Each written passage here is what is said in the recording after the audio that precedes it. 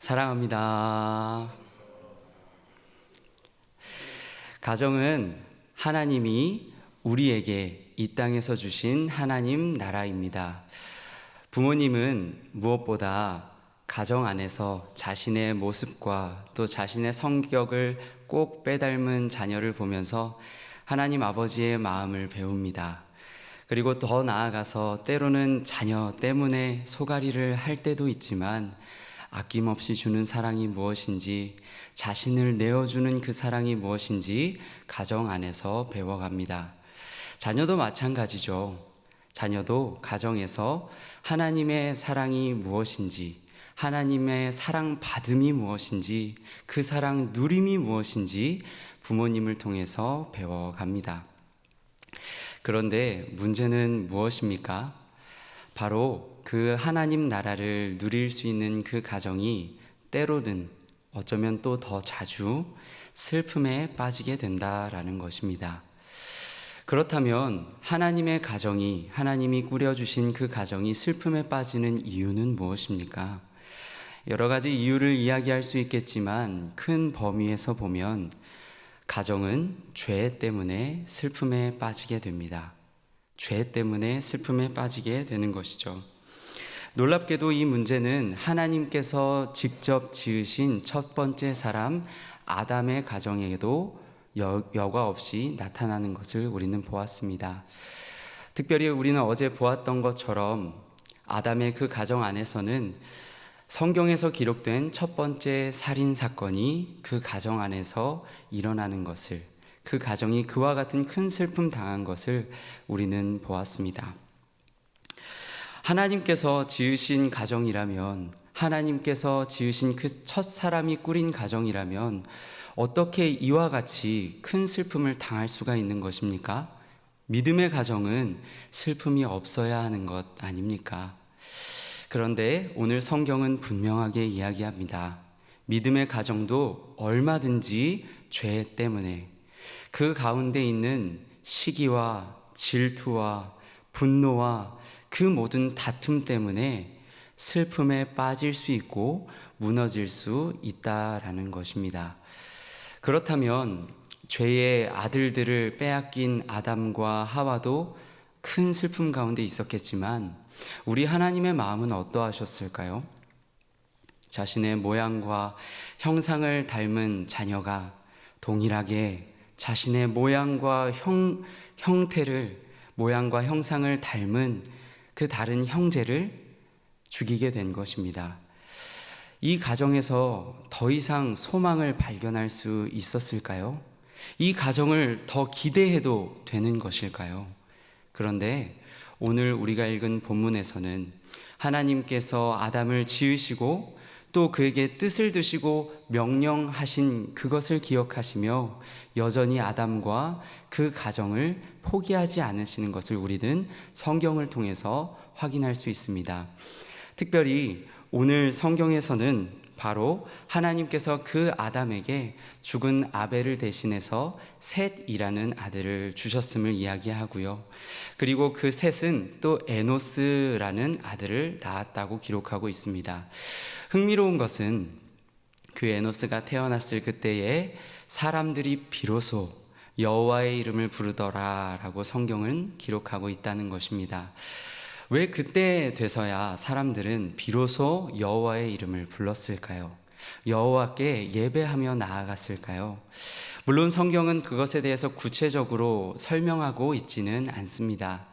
그러나 저는 이어지는 5장의 말씀을 미루어 보았을 때 이렇게도 생각하게 되었습니다.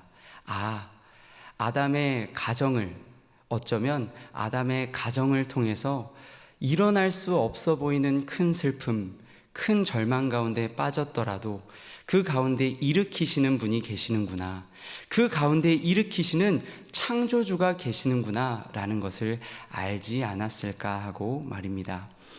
오늘 우리가 읽었던 창세기 5장은 아담의 계보에 대해서 쭉 나열하고 있습니다. 그런데 특징은, 흥미로운 것은 마치 가정 안에서 일어났던 슬픔을 기억하지 않으려는 것처럼 가인과 아벨의 이름은 기록되어 있지 않습니다. 믿음의 가정이 어떻게 시작하게 되었는지, 그리고 그 믿음의 자손들이 얼마나 놀라운 복들을 누렸는지에 대해서 구체적으로 기록을 하고 있는데요. 먼저 5장 1절과 2절을 보게 되면 5장 1절과 2절을 보게 되면 마치 아이가 태어났을 때 부모가 그를 기뻐하고 그에게 사랑을 표현하며 그에게 이름을 붙여준 것처럼 하나님이 사람에게 어떻게 대하셨는지를 자세히 기록하고 있습니다. 하나님께서 그 모양과 형상대로 사람을 지으셨고 남자와 여자가 창조되었던 그날에 하나님이 복을 주셨다고 기록하고 있습니다. 그리고 그 남자와 여자에게 이름을 붙여주셨는데 사람이라 이름을 붙여주셨다고 성경은 기록하고 있죠. 그리고 이어지는 3절, 참 또 흥미롭게도 하나님께서 아담을 지으실 때 자신의 모양과 형상을 따라 지었다고 이야기하고 있는데 그 아담 역시 자신의 모양 곧 형상과 같은 셋이라는 아들을 낳았다라고 기록을 하고 있습니다. 이어서 계속해서 아담의 계보는 그 뒤에 어떤 자손들이 태어나게 되었는지, 이 땅 가운데 몇 년을 살다가 몇 살에 죽게 되었는지 아주 구체적으로 기록하고 있는데요.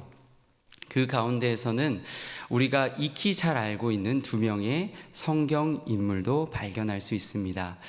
22절의 말씀을 보면 에녹이라는 자손에 대해서 기록을 하고 있는데 그가 어떠한 복을 받았는지 우리는 이미 잘 알고 있습니다. 무려 300년이라는 시간 동안 하나님과 동행하였더라. 하나님과 함께하였더라. 그리고 죽음을 보지 아니하고 하나님께서 그를 불러가셨더라라고 기록하고 있죠.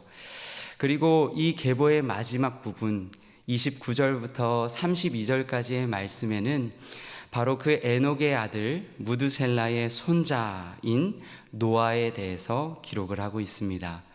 노아는 어떠한 인물입니까? 우리가 잘 알고 있듯 하나님께서 사람을 보시고 한탄하신 그때에도 사람이 자신의 마음과 그 정욕을 따라 하나님을 모른 채 살아가는 것을 보면서 한탄하셨을 그때에도 유일하게 의롭다 칭함을 받았던 인물이었습니다.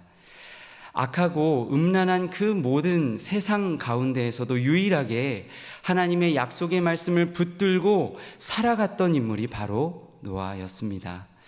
간절히 바라기로는 우리 사랑하는 모든 성도님들의 가정, 그 자손들이 이와 같은 복을 넘치도록 누리기를 축복합니다. 말씀을 정리하고자 합니다. 사랑하는 성도 여러분, 믿음의 가정도 얼마든지 죄 때문에 슬픔에 빠질 수 있고 무너질 수 있습니다. 그러니 오늘 하루 죄에 대하여 민감하게 반응하며 가정에서도 또 삶의 자리에서도 말씀의 열매, 성령의 열매 많이 맺을 수 있는 우리 모두가 되기를 축복합니다. 또한 혹 죄 때문에 지금 큰 슬픔 가운데 빠져 계십니까? 더 이상 소망을, 더 이상 기대할 수 없는 상황 가운데 놓여 계십니까?